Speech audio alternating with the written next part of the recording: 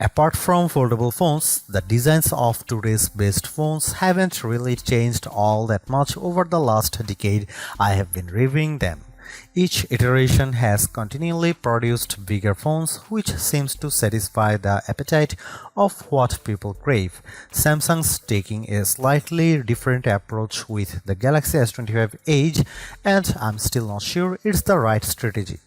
Although the S25 Edge looks very much like any other ordinary slate from the front and back, Samsung's focusing on its thin construction as a big selling point, all while including similar hardware as the S25 Ultra and other flagship models.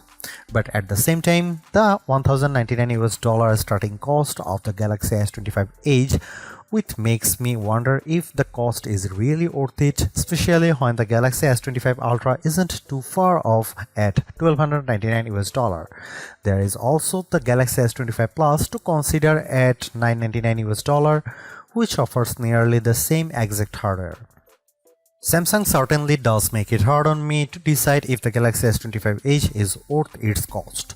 A phone this sleek is an engineering marvel on its own and surely deserves a premium cost attached to it, but there are trade-offs that I'll go into detail in the other categories.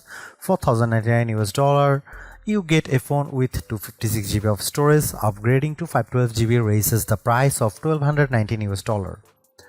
There are three color options to choose from: titanium silver, titanium jet black, and titanium icy blue.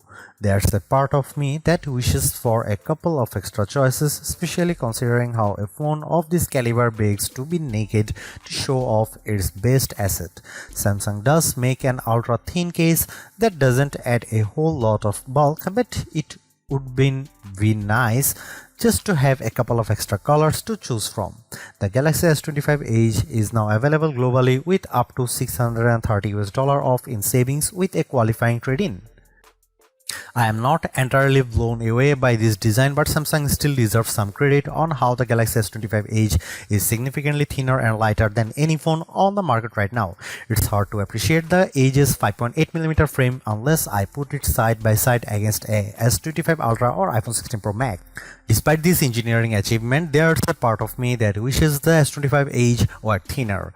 I know it may seem like I am picky, but I just don't get the sense that its thin construction rivals that of the original Motorola Razr from 2004, or how the iPod Nano showed a tremendous size difference compared to the standard iPod. I just don't have the same impression with the Galaxy S25 Edge over other phones today. The underrated part about the S25 Edge's design relates to its lightweight feel, which I think is much more impressive than its thinness. Tipping the scales at 5.75 ounces, it's much more palpable in my opinion, especially when the Galaxy S25 Ultra weighs in at 7.69 ounces. There's almost a 29% weight difference between the two, which is pretty remarkable. However, the Edge is only 15% lighter and 22% thinner than the Galaxy S25 Plus. For a phone this thin and light, I have to admit the Galaxy S25 Edge still manages to feel incredibly solid, which is attributed to its titanium frame and Gorilla Glass ceramic 2 covering its display. Whenever devices get shrunken in size, they can sometimes feel fragile, but not this. It also helps this model features the same IP68 rating as the Galaxy S25 Ultra. After I reviewed the Motorola Razr Ultra 2025, I am less convinced by the Galaxy S25 Edge's design because Motorola's device is almost the same size, weight, and thinness, but it's a foldable phone. The specs show that the Galaxy S25 Edge beats the Razr Ultra, but they are a lot similar in reality. And this is exactly why I am not as enthralled by S25 Edge design. One reason why the Galaxy S25 Edge draws a lot of comparison to the S25 Plus is that it features a similar 6.7-inch AMOLED display with QHD Plus resolution. I personally feel this size is still too big for one-handed use, but it's much easier to handle than the 6.9-inch Galaxy S25 Ultra. Plus, it helps the Samsung has kept the bezels as slim as possible. I will say that this panel looks really sharp, and I'd argue it's better than the one in the Galaxy S25 Ultra. Colors look rich while it maintains its clarity at wide angles better than the Ultra. But what's even more impressive is how the Galaxy S25 Edge sports a much brighter panel reaching a peak brightness of 1997 nits, which is a smidge brighter than the S25 Ultra. Apart from that, it's worth mentioning that the Galaxy S25 Edge features an adaptive 120Hz refresh rate that makes animations and scrolling with the interface so buttery smooth. All in all, it's a superb display that's perfect for me to squeeze in a TV show or movie. The first compromise the Galaxy S25 Edge makes to reach its thinner construction is the sacrifice to its camera arsenal. The rest of Xiaomi's flagship line gets a triple camera array at the very least, but the Galaxy S25 Edge gets a dual camera setup instead, which consists of 200 megapixel main shooter paired with a 12 megapixel ultra wide. The trade-off here is that the Edge lacks a dedicated telephoto camera, which leaves all the zooming to its main camera. Even though the camera and lenses protrude much further out from the rest of the phone, I'm not terribly bothered by that, but there's a fair amount of wobble if you lay the S25 Edge flat and try to type. Samsung doesn't explicitly say it's the same identical 200 megapixel main camera as the Galaxy S25 Ultra, but the Edge is inherently at a disadvantage because all other S25 models are backed by optical zoom cameras. Around the front, there's a 12 megapixel selfie camera with a pinhole cutout for it. Here are some camera samples of the Samsung Galaxy S25 Edge.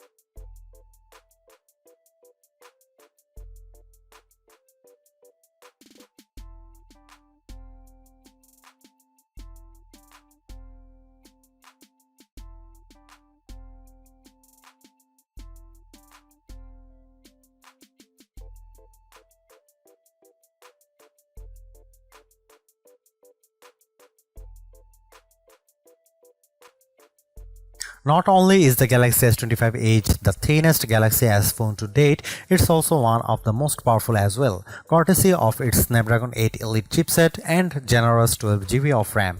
This combo effortlessly handles just about anything you can run on the phone while also juggling multiple apps without having to refresh them. Benchmark scores also validate processing power with average Geekbench 6 single and multi-core scores of 3129 and 9916 respectively for the S25 Edge. Interestingly, these scores are better than the Galaxy S25 Ultra but behind the S25 Plus ever so slightly. I don't notice any difference in terms of its real world performance as the S25 Edge delivers the same GP response with everyday actions such as opening apps, surfing the web, watching videos and more. Due to how Samsung shaves off a lot of space inside the phone, the Galaxy S25 Edge features a newly configured vapor chamber to mitigate heat building. Although I don't see a tremendous difference in how games I play religiously run on the Galaxy S25 Edge, 3D Mark benchmark scores reveal it's not as good as the S25 Plus or S25 Ultra. The S25 Edge's 149.18 FPS average frame rate with 3D Mark's Wildlife Unlimited test isn't as fast as the other two phones, though this frame rate is still incredibly smooth. Clearly, the biggest compromise in engineering a phone this thin is that the battery isn't going to be as big and as a result exposes the Galaxy S25 Edge's biggest weakness. The 3900 mAh battery inside is quaint by flagship standards as the S25 Plus and S25 Ultra offer larger 4900 mAh and 5000 mAh batteries respectively. With the S25 Edge set to adaptive refresh rate, the phone posted an average battery life of 12 hours and 24 minutes in our benchmark test, far less than the other two S25 models. I also think it's worth including the Razer Ultra 2025 in this conversation too, just because it has 4700 mAh battery and similar size, yet the Razer still beat the S25 Edge with its time of 15 hours and 42 minutes. In my day-to-day use, I noticed the S25 Edge draining its battery faster than other phones to the degree that I have to charge it at some point during my workday. Despite the other efficiency of the Snapdragon 8 Elite, it's evident here that it's not enough to offset the small battery of the Galaxy S25 Edge. Now, I wouldn't be as critical if the S25 Edge could charge really fast in a short time, but Samsung caps the S25 Edge's wire charging speed at 25 watt. It would have been nice to get 45 watt charging instead to match up better with the Galaxy S25 Plus and S25 Ultra. After 15 and 30 minutes of charging, the S25 Edge's battery capacity goes to 27% and 54% respectively. The Ultra, with its larger battery, reached 37 and 71% in those times. I really want to like the Galaxy S25 Edge, but it's difficult because I was hoping for much more out of this thin phone. First and foremost, the biggest trade-off in making me a phone this thin and light is that the battery life is compromised in a big way. I wouldn't be as critical about that if the charging speed were faster, but it isn't. The Edge's build construction serves as a precedent for all phones going forward, but it does pose a conundrum in the sense of how much value it offers by doing this. Again, I have to point out the Galaxy S25 Plus and its $999 cost. That's $100 less than the S25 Edge, but the S25 Plus still offers a thin and light design of its own, along with a dedicated telephoto camera, a larger battery that lasts much longer, and a faster 45 watt charging speed. At the same time, I have to include flip-style phones like the Motorola Razr Ultra 2025 into the conversation because it too has a thin design. Sure, it's more expensive at $1,299, but it has double the storage capacity, longer battery life, and a distinct advantage of being a foldable phone. For me, it offers more utility than the Galaxy S25 Edge thanks to its foldable design and outer screen. And finally, there's the Samsung Galaxy S25 Ultra at $200 more than the Galaxy S25 Edge. You will have to deal with a thicker and heavier phone, but I think those concessions are well worth it because of how the Ultra has better zooming capabilities with its camera's outstanding battery life, faster charging, and the extra utility of the S Pen. Plus, it has a larger screen to round it out. I think I would be more impressed in the Galaxy S25 Edge if Samsung made it even thinner while also shrinking down the size of the phone, but still packing the same chipset and cameras. Samsung's lineup is already dominated by several phones with a 6-inch displays, but it would have been different if there was another small phone option. The Galaxy S25 Edge is an okay start to this trend, but its successor is going to need to do a lot more to really differentiate itself from the pack.